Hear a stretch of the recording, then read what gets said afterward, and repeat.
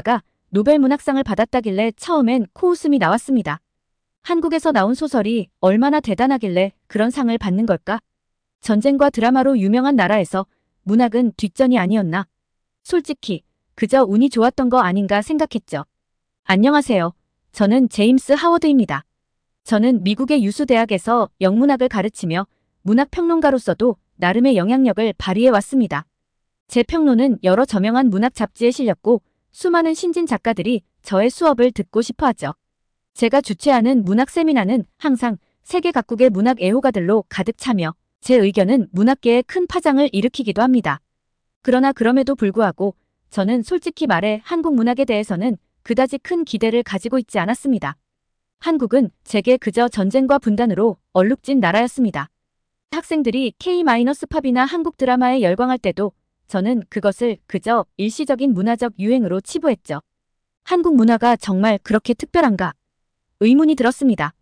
또한 문학적으로도 서구의 작품들만큼 깊이가 있을까 하는 회의감이 컸습니다.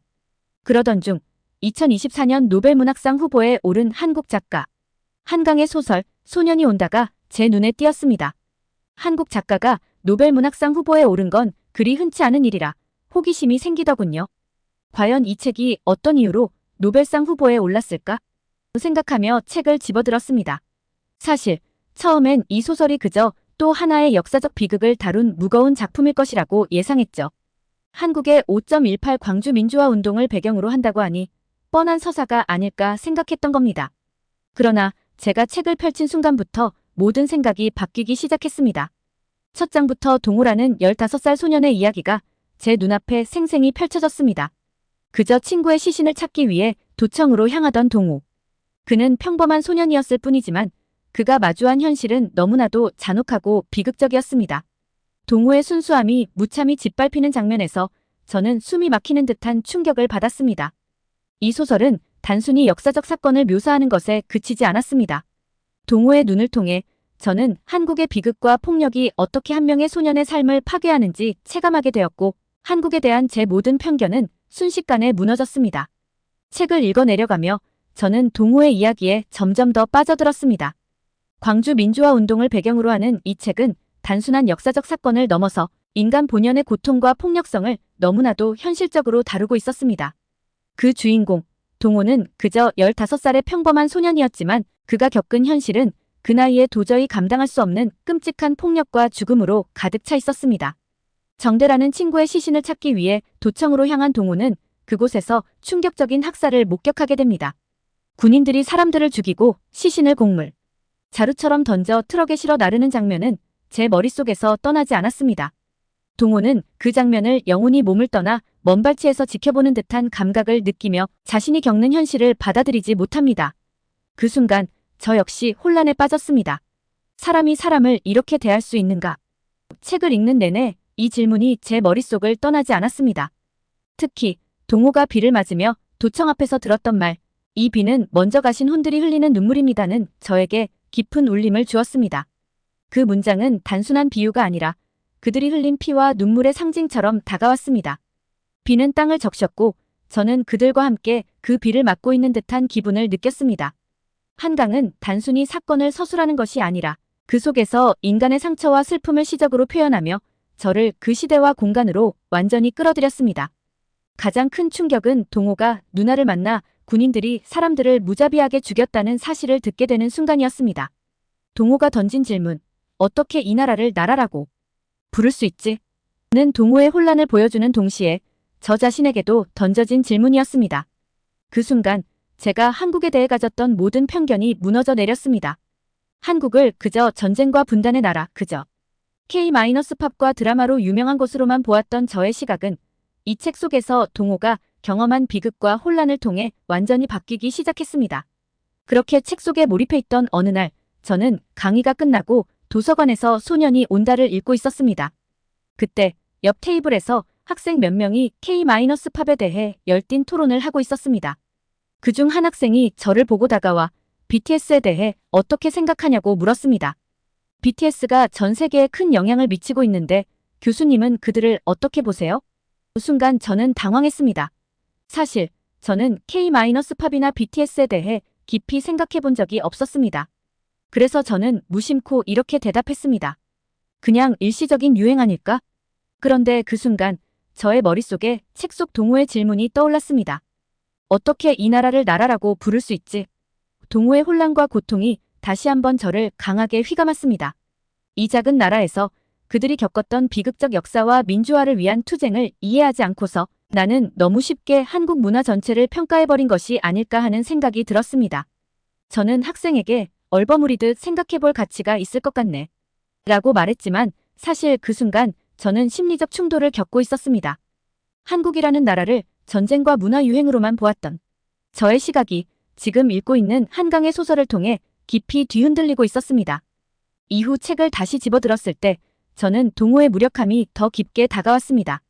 특히 그가 도청에서 헌혈을 하러 왔다가 시신을 맞게 된 누나와 재회하는 장면에서 누나는 동호에게 군인들이 권력을 잡기 위해 시민들을 죽였다는 사실을 알려줍니다. 동호는 그 말을 듣고 크게 혼란스러워하며 그 순간부터 세상을 바라보는 시각이 완전히 변합니다. 이 장면은 저에게 동호가 겪은 그 순간적인 충격이 한 나라의 폭력적 현실을 마주하게 되는 순수한 시각의 파괴를 상징한다고 느껴졌습니다. 저는 책을 덮고 잠시 창밖을 바라보았습니다. 그때까지 제가 한국에 대해 알고 있던 모든 것들은 표면적이었고 그 이면에는 수많은 상처와 투쟁이 있었음을 이 책을 통해 비로소 알게 되었습니다. 동호의 이야기는 비단 그 소년만의 이야기가 아니었습니다. 그것은 한국이 겪어온 그리고 세계가 알아야 할 비극과 저항의 이야기였습니다. 그저 한 소년이 겪은 참상이었지만 그 소년의 눈을 통해 저는 한국이라는 나라와 그 역사에 대해 새로운 시각을 가지게 되었습니다. 책을 읽어가던 중 저는 점점 감정적으로 깊이 빠져들고 있었습니다. 한강의 소년이 온다는 단순히 과거의 비극을 묘사한 것이 아니라 그 속에 숨겨진 인간의 본질적인 고통과 상처를 드러내고 있었습니다. 저는 그동안 한국을 단순한 전쟁과 분단의 나라, 그저 K-팝과 드라마로 소비되는 문화적 유행으로만 보아왔던 제 자신의 시각이 완전히 잘못되었다는 사실을 깨닫고 있었습니다. 책 속에서 가장 충격적인 장면은 동호가 도청에서 군인들이 무차별적으로 발포하는 광경을 목격한 순간이었습니다. 이 장면은 그저 학살의 묘사만이 아니었습니다. 그 순간 동호는 자신의 순수함과 믿음이 송두리째 부서져 나가는 경험을 합니다. 그는 자신이 사랑했던 나라가 한순간에 공포의 대상으로 변하는 것을 체험합니다. 그가 어떻게 이 나라를 나라라고 부를 수 있지? 라고 묻는 순간 저는 그 질문이 단순한 역사적 사실에 대한 혼란이 아닌 인간의 근본적인 배신감과 상처를 담고 있다는 것을 깨달았습니다. 하지만 이 질문은 그에게만 던져진 것이 아니었습니다. 그 질문은 저에게도 다가왔습니다. 제가 한국을 그저 편견과 표면적 이해로만 바라보았던 것이 아닐까? 한국의 역사와 문화를 깊이 이해하지 않은 채 그들을 쉽게 판단하고 있었던 것은 아니었을까? 저는 동호의 질문에 함께 혼란을 겪고 있었습니다. 그러던 중 책 속에서 또 다른 인물이 등장합니다. 김씨라는 여성, 동호의 어머니와 비슷한 인물로 아들의 시신을 찾으려는 어머니의 고통이 묘사된 장면은 저에게 더 큰 충격을 안겼습니다. 김씨는 아들을 폭도라는 누명을 벗기기 위해 투사가 되었고 그녀는 자신의 삶을 장례식이라고 표현합니다. 당신이 죽은 뒤 장을 치르지 못해 내 삶이 장례식이 되었습니다. 이 문장은 한강이 그리는 비극의 상징이자 아들을 잃은 어머니의 영원한 슬픔을 담고 있었습니다. 그녀의 고통은 단순히 개인의 상처가 아니라 광주의 모든 어머니들이 겪은 고통이었습니다. 그 순간 제 가슴은 더 이상 이 책을 역사적 기록으로 읽을 수 없게 만들었습니다.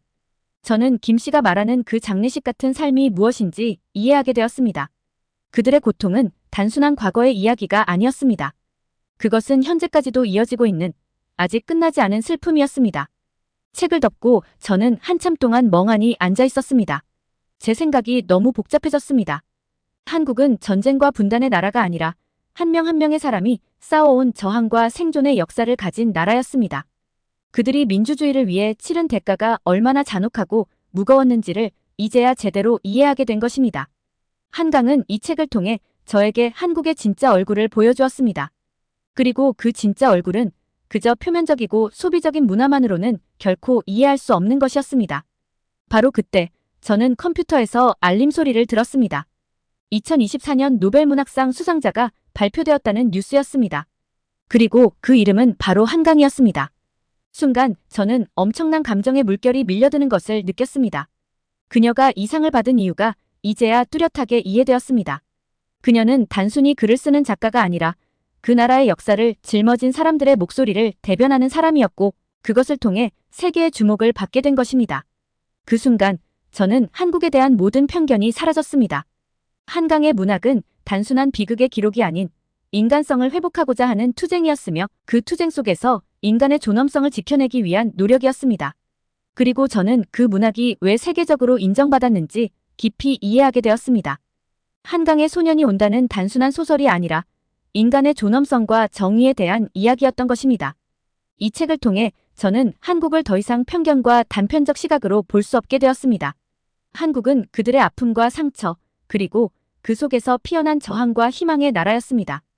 그리고 그 이야기는 전 세계가 알아야 할, 기억해야 할 이야기였습니다. 여러분, 저는 이 책, 한강의 소년이 온다를 통해 한국이라는 나라를 완전히 새로운 시각으로 바라보게 되었습니다. 한국은 제가 그동안 가졌던 단순한 전쟁과 분단의 나라가 아니었습니다. 그것은 저항과 생존의 역사를 가진 그리고 그 속에서 민주주의를 쟁취하기 위해 싸워온 사람들의 이야기였습니다. 광주 민주화 운동은 그저 한국의 역사적인 사건이 아니라 인류가 기억해야 할 비극과 투쟁의 상징이었습니다. 이 책을 읽으며 저는 한강이라는 작가가 왜 노벨문학상 수상자로 선정되었는지를 깊이 이해하게 되었습니다. 그녀는 그저 문학적 미학을 추구하는 것이 아니라 인간의 존엄성과 정의를 대변하는 목소리를 전 세계에 전달했습니다. 그 목소리는 너무나 강력했고 저를 포함한 많은 사람들에게 깊은 울림을 주었죠. 여러분, 한국은 단순히 K-팝과 드라마만으로 설명할 수 없는 나라입니다. 그들의 문화가 전 세계적으로 사랑받고 있는 이유는 그 속에 깊이 숨겨진 상처와 투쟁, 그리고 희망이 있기 때문입니다. 한국은 그 상처를 딛고 놀라운 발전을 이뤄낸 나라이며 그 속에서 인간의 존엄성과 저항 정신을 강하게 지켜온 나라입니다. 한강의 문학은 그것을 전 세계에 알린 중요한 도구였습니다. 저는 이제 한국 문학과 한국에 대해 더 많은 관심을 가지게 되었습니다. 그리고 앞으로도 한국의 역사와 문화를 더 깊이 이해하고 싶습니다. 여러분도 한국에 대해 더 알고 싶으시다면 꼭 이 책을 읽어보세요.